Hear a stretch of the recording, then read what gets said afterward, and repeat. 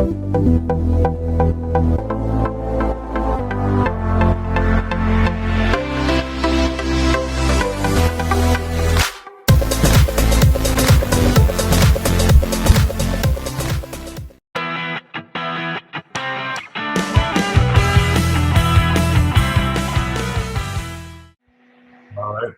my start of my presentation here. I want to, again, you already said this disclaimer, and it's the same thing is true in the United States. You know, because this is a supplemental product or an activating product, it is not a drug. It cannot claim to treat or mitigate disease. But that doesn't mean that this doesn't work. And I want to talk primarily about two primary pillars of health, and they involve the idea or the concept of oxidative stress and also of mitochondrial function. There are two other pillars, but they're not germane to this talk, and I'm going to stick primarily with the first one, which is about oxidative stress. And that gets into your discussion, Una, about what we were talking about. What is it? You know, it all revolves around the oxygen molecule, if you think about it. Oxygen we think of as being really good and necessary for us. Obviously, it was important for us to take that first breath of life. But if you recall, oxygen is only 21, or air, I should say, is only 21% oxygen. The rest is nitrogen and other inert substances. So actually more is toxic. And in my field of pediatrics, we know for a fact that if you expose premature infants to too much oxygen, they actually go blind, and it can actually induce lung disease. So while we need it, we also need to know that it can be toxic. And here's the kicker. This oxygen that brings us life is also the very thing that's going to kill us. And I want to say that again. We need oxygen, but it's also the very thing that is going to do us in the end. And so understanding why that is paramount to the whole process that we're talking about. If you think about oxygen, it causes oxidation. So what is that? You know, its obvious effects on metal are that it causes steel to rust, aluminum to corrode. But you know what? Our cells are rusting too, but they rust in a different way. You don't recognize it. You might first see it as wrinkles, later then cell damage. When you have a lot of cell damage, that leads to inflammation, and then ultimately that's key factor in aging. Well, and then that, of course, leads to disease and ultimately cell death. So we rust as well, and this is due to the effects of oxygen. Now, so here's your example of something that comes from nature, fleshy apple. And everybody knows what happens when you leave it out in the presence of oxygen. It turns brown, and it essentially rusts. And this is what's happening to all of our cells every single day. So why is that? Well, the property that causes this is something to do with radicals. Not this radical. Okay. Who slipped this in here? I don't mean this kind of radical. I mean free radicals. So what are free radicals? Free radicals are essentially small, very active oxygen particles that are produced by everything that we encounter in our daily life. They are due to the effects of radiation, smoking, bad habits, UV light, air pollution. Our blood cells make free radicals. Our mitochondria, which is the powerhouse of our cells, produce mitochondria. Exercise produces free radicals. So lots of different things do that. And free radicals, essentially, when they're inside the cell, create all sorts of havoc and essentially tear up our DNA molecules, damage them. And ultimately, if that's damaged enough, you actually get mutations, and this can lead to cancer. So the key component of all this, the common denominator, is this oxygen molecule. And this is what I was saying is the bad factor. We call these the bad guys. Okay, free radicals are bad. Simple as that. All right, well, what do we have then that allows us to survive? How do we deal with this damage that's ongoing every single day? Well, if you look at the top of the triangle, we have some primary internal antioxidants that are present at the very moment we're born. And they go by specific names, which I'll mention in a second. But what we do on our own time is try to put off the negative effects of free radical damage by taking in antioxidants in our diet. And that's great. I mean, we can eat kale and eat broccoli and eat garlic and drink wine and all the things that we do that we've read about that are important to forestall oxidative injury. And you can do that. but they're not nearly as effective as these three. The top of the game here is SOD. This stands for superoxide dismutase. It's the most powerful antioxidant our bodies and our cells can make. The second most powerful is catalase, and the third most powerful is glutathione peroxidase. We need these things, and they are in our cells, in every single one of our cells, and they're produced by the millions, and they allow us to get rid of millions of free radicals in a day and deal with the constant onslaught that we have in being exposed to these free radicals. So obviously these are the good guys. Now I like to put a Superman sign by it because, you know, we really need these on our side and they are going to save the day. So when the amount of free radicals that we have in our body exceeds our own ability to neutralize them, that is the definition of oxidative stress. It's as simple as that. It's an imbalance of our ability to fight off the bad guys with the good guys. We just don't have enough of them. All right, now we know in research, if you look at PubMed.gov at the NIH in the United States, you can trace over 200 diseases, perhaps as many as 500 diseases, all relating to oxidative stress. You can type in any disease you want and type in oxidative stress, and you're going to have a hit on that database. So we know it's operative in all of these. So this is due to free radical damage. And if you look at all these body systems, the heart, the skin, the kidneys, the joints, it goes on and on. If you look at the brain, for example, Alzheimer's and Parkinson's disease, OCD behavior, autism, ADHD, migraines. If you look at the top where it talks about the heart and you talk about myocardial infarction or hypertension, all of these are related to inflammation and oxidative stress. This is the root cause of all of these. But I got to tell you, in my 30 plus years of treating medicine, patients with medicine, my job is to attach or to address all of those different body systems using medicine. That's what my degree is in, the doctor of medicine. I use medicines to avert or to forestall injuries to these different organ systems. But maybe really that isn't what we should be doing. And I think that's the whole concept of Nrf2 technology. We should probably try to reduce that central core area and minimize it so its effect on all of the body systems is minimal. And we do that by bringing in the good guys, by increasing our cellular production of SOD, glutathione, and superoxide dismutase and catalase. If we can bring those up to where they were when we were young and a newborn, we stand a chance of forestalling the aging effects of free radicals that our body is producing all the time. So if you think about it, all of our cells are coded. We have 46 chromosomes and all of our survival genes have been mapped.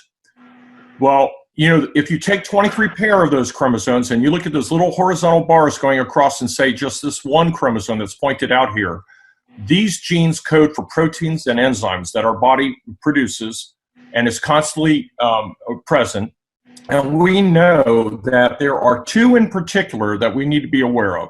One is called the Nrf2 protein, and the other one is called the Nrf1 protein. And these have been identified in our bodies as master regulators of our cell protection.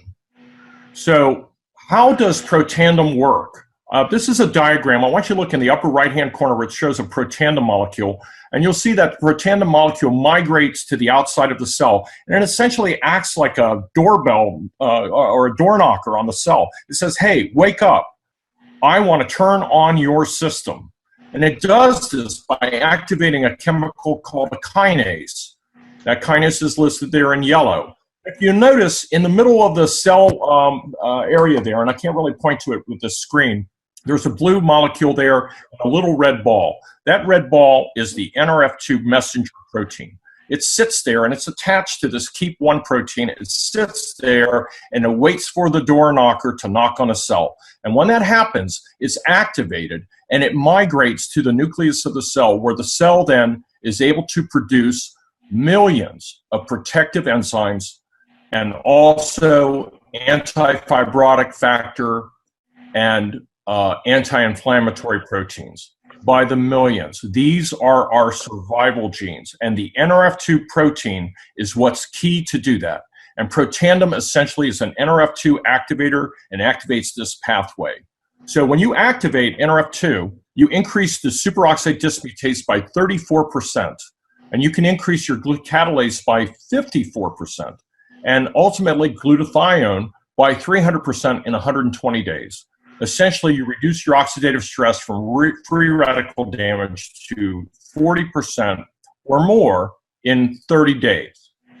So this is all because of activation of survival genes. So essentially, your DNA that you have is not necessarily your destiny. You might have genes that code for something bad in your health, but most of your genes lie dormant, 80% of them. Only 20% of your DNA is expressed. So you can change the way that your genes are expressed. When you do that, that is the concept of biohacking. That's what we're doing. We are all biohacking. Anybody who uses Protandim is doing this very thing. You are turning on a cellular pathway in the genes of your cells to allow you to survive the onslaught of being exposed to free radicals. The other option is not to do it. And when you don't do it, you're being hijacked.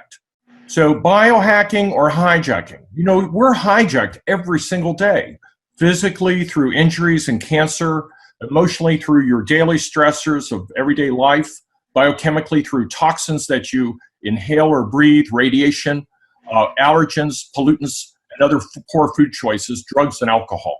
All of these can hijack you. Or you can biohack. And in that instance, you're optimizing your genetic potential. You're becoming the best version of yourself using the science of nutrigenomics. I think I might have someone writing on the screen. I'm not sure why, but anyways, we'll proceed on. Nutrigenomics is merely the study of the effects of food and food compounds on your genetic expression, how dietary compounds, for which Protandim is, interfaces with your genes. So if you look at supplementation versus activation, when you are supplementing, you're basically guessing. There are millions of vitamin D products out there. Which one's better? Which one's produced by what? There's lack of any product-specific research as to which one might do a better job. Lack of quality control. Do you really know what the end result of gene expression is on your overall cellular health? But when you are using the new science of nutrigenomics, you're using today's breakthroughs, and these are peer-reviewed, published studies. There's at least 26 publicated studies with regard to Protandim specifically on how this interfaces with Nrf2 activation. A lot of these were done as third-party independent funded studies having nothing to do with the LifeVantage company at all. And what they were looking at is the end result on the genes and cellular health. So we're using the concept of synergy here, which is putting things together that work in unison for a greater good. I want to say this, that people are fed by the food industry, which pays absolutely no attention to health, and we're treated by the health industry, which is me, and up to this point, they have paid no attention to food. I didn't learn about anything having to do with food except for, a few classes, but certainly not as much as I know now. So LifeVantage seeks to change that paradigm with the little yellow pill, utilizing Protandim Nrf2 and Nrf1, which you may not know about yet, but you will soon. And so in using those two products, we attempt to use food products to save our cellular health. So here's Protandim Nrf2 that many of you are already familiar with. So what's in it? Well, 5 ingredients. They're all natural, organic, non-GMO products. It contains ashwagandha root, Bacopa extract, green tea extract, milk thistle, and turmeric. And all of these are known in nature to be Nrf2 agonists or Nrf2 activators. There's thousands of different Nrf2 activators. But if you put these particular 5 together in a specific formulation, they actually become synergistic with each other to the extent that you increase their effectiveness by 1,800%. I mean, that cannot be said of any other product. So, you can eat tons of kale and broccoli and use those things, but they do not work as well as Protandim does, and that's why they got their patent. So essentially, this lowers oxidative stress by an average of 40% in 30 days. It significantly reduces your cellular stress through Nrf2 activation. It induces enzymes that are capable of neutralizing more than 1 million free radicals That's for the life of the enzyme in the cell. That's 24/7. It regulates over 400 survival genes. Additionally, this is beyond the superoxide dismutase, the catalase, and the glutathione that I was talking about. It's essentially like tuning a piano. I'm going to get to that analogy in a second because I think it'll make it clear. But know that this helps the body repair and rejuvenate its own cells, and it's the only natural supplement that has ever been proven to actually extend life in mammals by 7%. This was a study that was done on the National Institute of Aging, division of the NIH. Now, if you look at the products, I mean, you could drink lots of wine and eat hundreds of oranges and eat 11 pounds of blueberries. That's what it would take to equal 1 Protandim.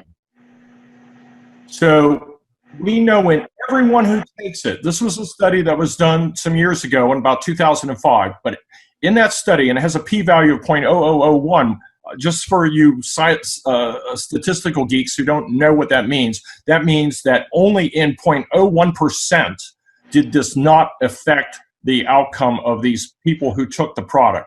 So almost 99.99% of people will have a benefit from this. This is everyone, age essentially 20 to 68. That's the range of people that have been tested. So it reduces free radical stress or free radical damage by 40% and as much as 70% in some people in just 30 days. Now, this is what would happen to your T-bar or your oxidative stress level without Protandim. As you age, you see it climbs. From age 20 on up, it goes up. But when you give people Protandim, it brings it back down to a level playing field. So essentially, your cells age at the rate it would have been if you were a 20-year-old. It doesn't stop aging, it slows it down. Now, if you look at Protandim and compare it to other Nrf2 products, let's talk about this one first. Sulforaphane on the bottom right corner. This is the Nrf2 ingredient that's present in broccoli and kale. You see it's a low level, but it's there, it's present. Look at dimethyl fumarate on the left-hand corner. This is a new drug that came out in the United States just 2-3 months ago called Tecfidera. It was made for people with multiple sclerosis. It is $50,000 US per year to take this. Look at this one, Bartoloxolone, a failed drug, had a lot of side effects, got to slightly higher levels, and now I want you to look at the left-hand corner. This is Protandim, you guys. This is absolutely unbelievable. For $59 Australian dollars and 41 US dollars, look at the levels of Nrf2 induction by this particular herbal product. It cannot even compare to Tecfidera, a $50,000 a year drug. This is absolutely amazing. Now, I mentioned about tuning your piano. You know, what do I mean by that? Well, you know, I want my cells to stay in tune with Protandim. You know, when you tune something, you are bringing something into harmony. You're adjusting something for precise functioning. You want it to work more effectively. That's what the definition of tuning is. Now, if you look at a keyboard, let's use this as an analogy. Here's a keyboard on a piano. Every single one of those keys has a frequency. Those are equal to your genes. Now, your genes, if you zoom in on them, look like this, the little horizontal lines, and they each have a specific purpose. Well, here is that piano that Grandma bought in 1969, brand new, and you see all those green bars, and they line up very nicely. That piano is in perfect tune. It sounds beautiful when you play a chord.